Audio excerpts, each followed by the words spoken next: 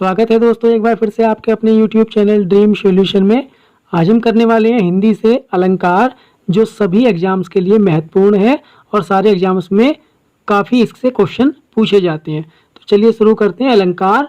और इसमें अभी सभी स्टूडेंट्स को बहुत कन्फ्यूजन रहता है, लेकिन आज मैं आपको सब कुछ डिटेल में पढ़ाऊँगा और धीरे धीरे आपके कन्फ्यूजन को दूर करूँगा। ठीक है, चलिए शुरू करते हैं अलंकार को। बात करते हैं अलंकार की। अलंकार होता क्या है? अलंकार, ये डेफिनेशन आपने सभी बुकों में पढ़ी होगी कि काव्य की शोभा बढ़ाने वाले तत्वों को अलंकार कहते हैं। काव्य की शोभा बढ़ाने वाले को, या ठीक है, अगर हम सिंपल कोई भी ऐसा एक पद्यांश गद्यांश लिख दें तो उसमें क्या है, कुछ भी पता नहीं चलेगा और कुछ भी अच्छा नहीं लगेगा। लेकिन जब उसमें अलंकार यूज हो जाती है, अलंकार का उपयोग किया जाता है, तो उसको पढ़ने में एक अलग आनंद आने लगता है। ठीक है, तो देखिए, तो ये तो हो गई बात अलंकार की कि अलंकार होता क्या है। ठीक है, तो अब आते हैं अलंकार के भेद, यानी अलंकार कितने प्रकार के होते हैं। अलंकार यहाँ पर होते हैं दो प्रकार के, एक होता है शब्द अलंकार और एक होता है अर्थ अलंकार। ठीक है ना, एक अर्थ अलंकार और एक शब्द अलंकार।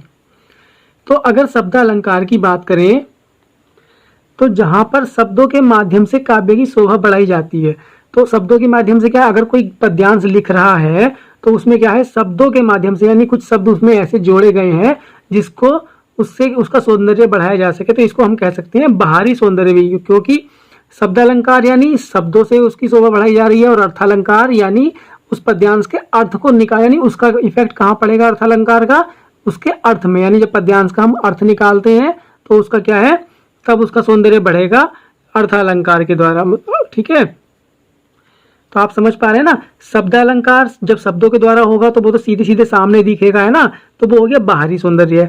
और अर्थालंकार जब उसका अर्थ निकाला जाएगा तो वो हो गया आंतरिक सौंदर्य। ठीक है, तो यहाँ पर शब्द अलंकार, तो मैं आपको ये शब्द अलंकार और अर्थालंकार एक वीडियो में तो नहीं हो पाएगा, काफी लंबी हो जाएगी, तो मैं आपको दो वीडियो में आपको बताऊंगा। ठीक है, तो आज हम पढ़ेंगे शब्द अलंकार। मैं आपको शब्द अलंकार करा देता हूँ, अगली नेक्स्ट वीडियो में हम अर्थालंकार पढ़ेंगे। ठीक है, तो शब्द अलंकार जहाँ शब्दों के माध्यम से काव्य की शोभा बढ़ाई जाती है वहां शब्द अलंकार होता है। और शब्द अलंकार के भेद कितने होते हैं, अलग अलग बुकों में, यानी अलग अलग किताबों में अलग अलग दिए हुए हैं।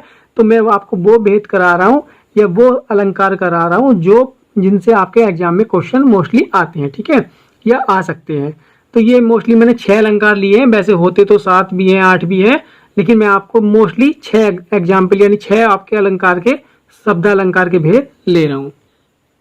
पहला अनुप्रास अलंकार, दूसरा यमक अलंकार, तीसरा श्लेष अलंकार, और फोर्थ आता है आपका वक्रोक्ति, फिफ्थ पुनरोक्ति, और 6 क्या है, विप्सा अलंकार। ठीक है ना, तो ये मैंने 6 भेद लिए हैं, इनको आज हम पढ़ने वाले हैं। ठीक है, तो चलिए शुरू करते हैं। पहला अलंकार अनुप्रास अलंकार। अनुप्रास आप सभी ने पढ़ा भी होगा, नहीं पढ़ा है फिर भी पढ़ लेते हैं, कि जहाँ एक वर्ण की आवृत्ति बार बार होती है, एक वर्ण की आवृत्ति। ठीक है, एक वर्ण की बात कर रहा है, वर्ण की, शब्द की नहीं कर रहा है। शब्द और वर्ण में अंतर है जो आप अच्छे से जानते भी होंगे, लेकिन फिर भी आप मिस्टेक कर देते हैं। यहाँ एक वर्ण की आवृत्ति बार बार होती है, किस प्रकार से, जैसे हम कह सकते हैं रघुपति राघव राजा राम। ये एग्जाम्पल बहुत पुराना है और आपने पढ़ा भी होगा, और ये चौपाई आप मतलब आपको याद भी होगी। तो इसमें क्या है, रे की आवृत्ति, जहाँ रे, यहाँ पर भी रा रा रा, एक ही क्या है वर्ण, रा वर्ण बार बार आ रहा है, तो यहाँ क्या हो गया आपका अनुप्रास अलंकार हो गया। ठीक है, अब ये तो थे शब्द अलंकार के भेद, क्योंकि पहले हम कहाँ से चले थे, अलंकार केवल 2 प्रकार का होता है, शब्द और अर्थ। तो शब्द के हम भेद पढ़ रहे हैं, और शब्द के क्या है, हमने 6 भेद लिए हैं, उसमें से फर्स्ट था ये अनुप्रास अलंकार। अब जहां तक अनुप्रास अलंकार की बात आती है तो ये भी 5 प्रकार का होता है। यानी जब वर्णों की आवृत्ति, इसमें क्या दिखाया है कि वर्ण की एक वर्ण की आवृत्ति बार बार होती है, वो किस प्रकार से हो सकती है वो उसके भेद में पता लगेगा। ठीक है, तो अब पढ़ते हैं अनुप्रास के भेद। अनुप्रास के भेद जब पढ़ेंगे तो ये कितने होते हैं, 5 प्रकार के। और पहला क्या होता है, छेकानुप्रास। छेकानुप्रास अलंकार जो होता है फर्स्ट भेद, हम इसमें क्या कहता है कि एक वर्ण की आवृत्ति एक बार होती है। ठीक है ना, एक वर्ण की आवृत्ति एक बार का मतलब है कि वो वर्ण 2 बार आएगा। भाई आवृत्ति एक बार हो रही है तो 2 बार आ गया ना, तो 2 बार जब वर्ण आएगा तो वहां क्या होता है, छेकानुप्रास अलंकार होता है। जैसे इसमें इस करुणा कलित हृदय में अब बिकल रागनी बजती है। अब जो इसमें कै वर्ण था ये कितनी बार आया है, 2 बार, यानी इसकी आवृत्ति एक बार हुई है। ठीक है ना, एक बार ये रिपीट हुआ है, तो ये क्या हो गई, छेकानुप्रास हो गया। ठीक है, नेक्स्ट पढ़ते हैं। नेक्स्ट आता है वृत्यानुप्रास। वृत्यानुप्रास कहता है एक वर्ण की आवृत्ति एक से अधिक बार हो। अब इसमें तो एक ही बार हुई थी, इसमें अधिक बार हो रही है। कोई कंफ्यूजन नहीं रहना चाहिए आज, ठीक है ना। जैसे कि आपने काफी मतलब पढ़ते चले आ रहे हैं इस एग्जाम्पल को, तरनी तनुजा टट तमाल तरुबर बहु छाए। इसमें तय वर्ण की आवृत्ति कितनी बार हो रही है? बार बार हो रही है, बार बार तय वर्ण की आवृत्ति हो रही है। तो यहाँ पर क्या होगा? वृत्यानुप्रास होगा। छेका में एक बार, वृत्या में बहु मतलब अनेक बार, ठीक है। अब तीसरा क्या आता है? श्रुत्यानुप्रास। श्रुत्यानुप्रास इसमें थोड़ा सा ध्यान रखिएगा, सुनने में अनुप्रास यानी श्रुत माने क्या होता है? सुनना। तो यहाँ पर क्या होता है? यहाँ पर शब्दों के अंतिम वर्ण समान होंगे, या तो देखिए दो कंडीशन होती है, या तो शब्दों के मतलब जो अंतिम वर्ण होते हैं जैसे कहत, देखत, खावत, कुछ इस तरीके से, यानी लास्ट में अगर तय वर्ण आ रहा है तो तय ही आएगा, कै वर्ण आ रहा है तो कै ही आएगा, इस तरीके से। या तो लास्ट के वर्ण जो होंगे वो समान होंगे, या फिर एक ही उच्चारण स्थान से बोले जाने वर्णों की आवृत्ति। यानी जैसे हम क्या है, अगर दंत से बोलते हैं, दंत से कौन सा वर्ण बोलते हैं? जो तय वर्ग होता है, तय थे दे धे ने, इस प्रकार से। यानी एक ही उच्चारण स्थान से बोले जाने वर्ण, बोले जाने वाले वर्ण एक साथ आएंगे। जैसे तुलसीदास सीदती निसीदिन देखत तुम्हार निठुराई। यानी यहाँ पर क्या है? तय, दे, से, ने, ये सब क्या है? ये देखिए, ये तय से बोले जाने यानी दंत से बोले जाने वाले वर्ण हैं, और ये एक साथ इसमें आ रहे हैं। तय से, दे, ते से, ते, दे से, इस क्या है? इस तरीके से क्या है? ये एक ही उच्चारण स्थान से बोले जाने वाले वर्ण अगर आते हैं तो वो क्या होगा? श्रुत्यानुप्रास, ठीक है। यानी सुनने में अनुप्रास। सुनने में क्या है? जब हम सुन रहे हैं तो या तो वर्ण के लास्ट में एक ही वर्ण आना चाहिए सब में, या फिर एक ही उच्चारण स्थान वाले वर्ण आने चाहिए, तो क्या होगा? श्रुत्यानुप्रास होगा, ठीक है। तो हमने क्या है? 3 पढ़ लिए। छेकानुप्रास एक बार आवृत्ति, वृत्यानुप्रास 2 बार, और श्रुत्यानुप्रास इसमें एक ही वर्ण की आवृत्ति लास्ट में हो, या फिर एक ही उच्चारण स्थान से बोले जाने वर्ण की आवृत्ति हो। तो नेक्स्ट क्या है? नेक्स्ट पढ़ते हैं हम लाटानुप्रास, जहां पर एक वाक्यांश 2 या अधिक बार आए, ठीक है ना। यहां पर क्या है? एक वाक्यांश पूरा मतलब वाक्य का पूरा अंश, ठीक है। जैसे ये क्या है? पूत सपूत तो क्यों धन संचय, पूत कपूत तो क्यों धन संचय। पूरा वाक्य ये एक बार रिपीट हुआ है, यानी जहां वाक्य का कुछ भाग मतलब 2 बार आए या 2 से अधिक बार आए, रिपीट हो जाए, तो वहां क्या होता है? लाटानुप्रास होता है, ठीक है ना। वहां पर वर्ण रिपीट हो रहा था, यहाँ पर क्या है? पूरा वाक्य का एक भाग रिपीट हो गया, ठीक है। तो यहाँ पर क्या हो गया? लाटानुप्रास हो गया। नेक्स्ट करते हैं। नेक्स्ट कह रहा है अंत्यानुप्रास अलंकार, यानी अंत्यानुप्रास अलंकार क्या कहता है? पद के अंत में एक ही वर्ण आता है। अंत्यानुप्रास अलंकार में जो पूरा पद होता है, जैसे जय हनुमान ज्ञान गुण सागर, जय कपीस तिहु लोक उजागर, तो क्या है? इसमें जब पद जहां अंत हो रहा है, जैसे सागर और उजागर, तो क्या है? पद के अंत में हमेशा क्या रहेगा? एक ही वर्ण रहेगा। या जैसे कि मोस्टली चौपाई, या जैसे हम करते हैं जैसे रामचरितमानस भी है, तो उसमें लास्ट में क्या है? ये वर्ण एक ही आता है, सेम वर्ण होता है ना। जैसे इसमें भी जय हनुमान ज्ञान गुण सागर और जय कपीस तिहु लोक उजागर, इसमें भी रह ही वर्ण आ रहा है। तो जब लास्ट में एक ही वर्ण आता है सारे पदों में, तो क्या होता है? आपका अंत्यानुप्रास अलंकार होता है। तो ये तो हो गए आपके अनुप्रास अलंकार के भेद। बहुत अच्छे से आपको समझ आया होगा कि पहला छेकानुप्रास था, उसमें एक बार आवृत्ति हुई वर्ण की। वृत्यानुप्रास आया, उसमें अनेक बार यानी 2 या 2 से अधिक बार आवृत्ति हुई। और फिर आपने पढ़ा था श्रुत्यानुप्रास अलंकार, तो उसमें क्या था? या तो लास्ट में वर्ण आएगा सेम, या फिर जो एक ही उच्चारण स्थान से बोले जाने वाले वर्ण आएंगे, यानी कंठ से आए बोलने वाले होंगे तो कंठ से बोलने वाले ही होंगे, और अगर तालु से बोलने वाले होंगे तो तालु से, या दंत से बोलने वाले होंगे तो दंत से। और उससे अगले पढ़ा था आपने लाटानुप्रास। लाटानुप्रास में क्या था? पूरा वाक्य रिपीट हो रहा था, ठीक है ना। पूरा वाक्य का यानी वाक्य का आधा भाग या वाक्य का कुछ अंश, जिसे बोलते हैं वाक्यांश, वो रिपीट हो रहा था, है ना। और ये क्या था? लास्ट वाला अंत्यानुप्रास में, इसमें क्या है? पद के लास्ट में एक सेम मतलब वही वर्ण होता है जो सारे पदों में होता है, ठीक है। चलिए नेक्स्ट करते हैं। अब आपका जो भेद आता है, अनुप्रास अलंकार आपका फिनिश हो गया। नेक्स्ट पढ़ेंगे यमक अलंकार। ये आ गया आपका यमक अलंकार। ये भी आपने सबने पढ़ रखा है, कोई प्रॉब्लम नहीं होती इसमें भी, कि जहां एक शब्द दो या दो से अधिक बार आता है तथा अर्थ अलग अलग होता है। ये एग्जाम्पल आपने बहुत रट के मतलब आपको रटा हुआ होगा कि जैसे कनक कनकते सोगने, इसमें मुझे बताने की इतनी आवश्यकता नहीं है कि जैसे कनक इसमें दो बार आया है तो शब्द तो एक ही है लेकिन इसके अर्थ क्या है, अलग अलग है। एक का सोना हो गया, एक का धतूरा हो गया। तो इस प्रकार से जहां आता है तो आप यमक अलंकार होते हैं। तो आप यमक और श्लेष में थोड़ा कंफ्यूजन रहता है, श्लेष का मैं आज आपको क्लियर कर देता हूं। जहां श्लेष अलंकार होता है वहां क्या होता है, एक शब्द के अनेक अर्थ निकलते हैं। अब देखो जब आप ये बोलते हो कि शब्द तो यहाँ पर भी एक ही था, इसके अर्थ अलग अलग निकले, और यहाँ पर भी आप यही बोल रहे हो कि अनेक अर्थ निकलते हैं, तो फिर इसमें और इसमें क्या अंतर है? ठीक है, अब इसका अंतर मैं बताता हूं कि जैसे ये कहता है कि रहीमन पानी राखिए बिन पानी सब सून, और पानी गए न उबरे मोती मानस चून। तो हम क्या है, उसमें क्या था, एक शब्द के हमने अलग अलग अर्थ यूज किए थे। इसमें क्या है, अगर हम जैसे पानी के अर्थ तो अलग अलग हैं, कांति भी पानी को बोलते हैं, आत्मसम्मान भी बोल सकते हैं और जल भी बोल सकते हैं। तो इसमें क्या है, जब हम इसकी व्याख्या करेंगे या कोई भी अपने अकॉर्डिंग व्याख्या करेगा तो वो जरूरी नहीं है कि तीनों का अर्थ अलग अलग ले, तब हमारा श्लेष अलंकार नहीं कह सकते। श्लेष अलंकार कब कहेंगे, जब इन तीनों में से कोई भी एक हम अर्थ उठाकर इसकी व्याख्या करेंगे। ठीक है ना, पानी के अर्थ तो तीन होते हैं लेकिन कोई एक यहाँ पर यूज करेंगे। यानी जो अगर पानी का हमने कांति लिया है तो तीनों पानी का, चारों पानी का अर्थ या तीनों पानी का अर्थ क्या होगा, कांति ही लेंगे। ठीक है ना, आप समझ रहे हैं ना।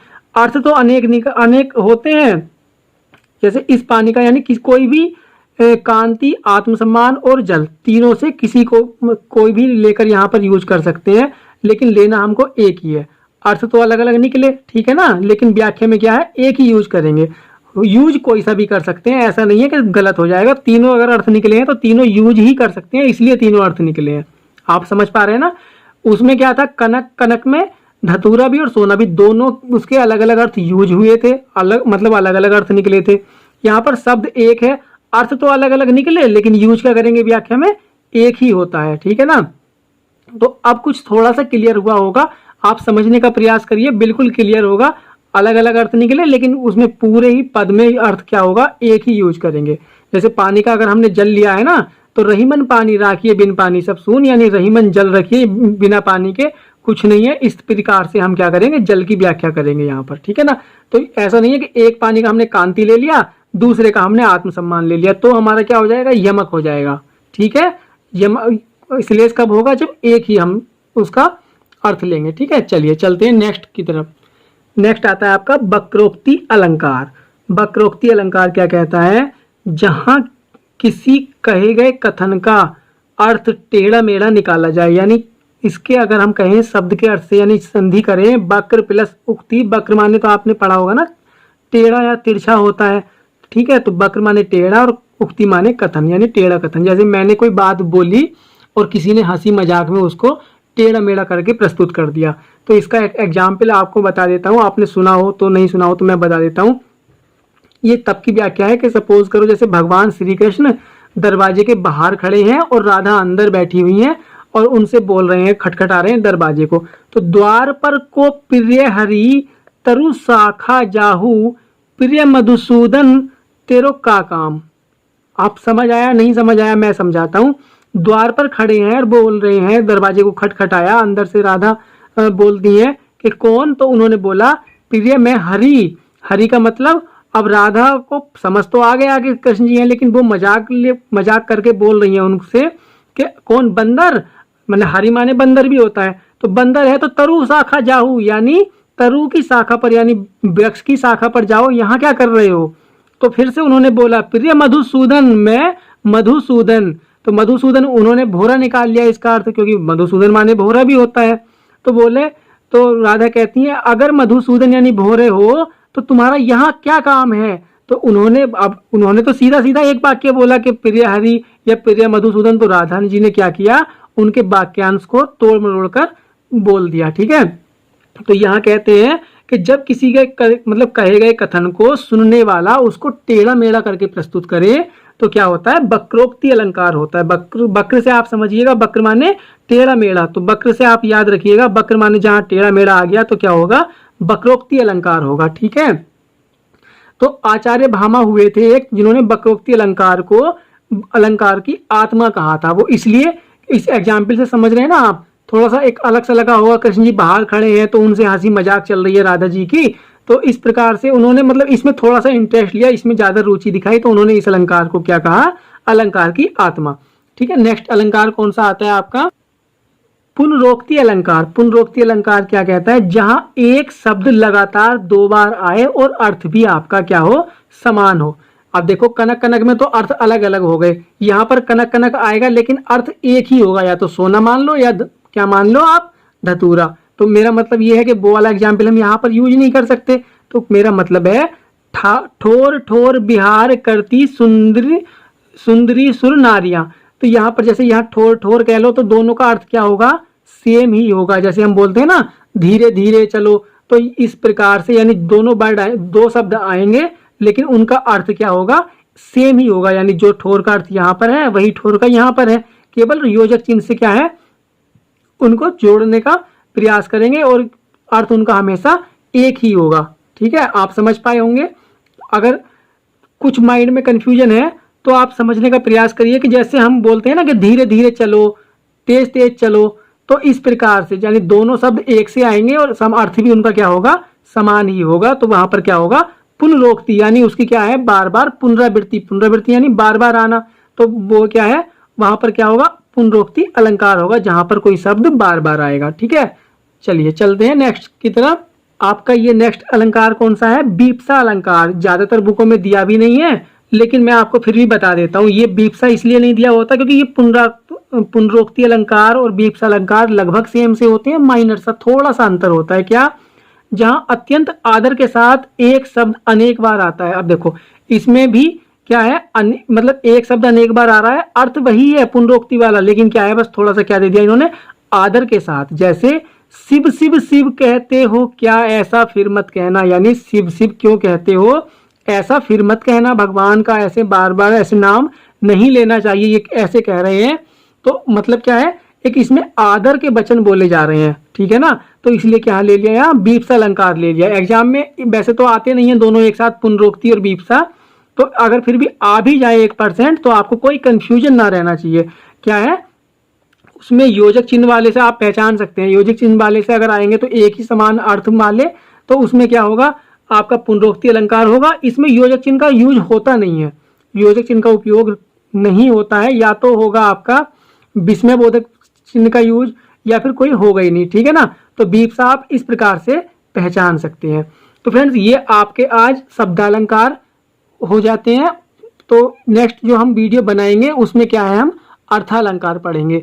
अगर आपको वीडियो अच्छी लगी हो तो लाइक करें और मुझे बताएं कमेंट करके कि आपको कैसा लगा पढ़ के। ठीक है, नेक्स्ट वीडियो में हम पढ़ेंगे अर्थालंकार। अगर आपने हमारे चैनल को अभी तक सब्सक्राइब नहीं किया है तो प्लीज सब्सक्राइब करें और शेयर करें अपने फ्रेंड्स के साथ। ठीक है, चलिए मिलते हैं नेक्स्ट वीडियो में, तब तक के लिए बाय बाय।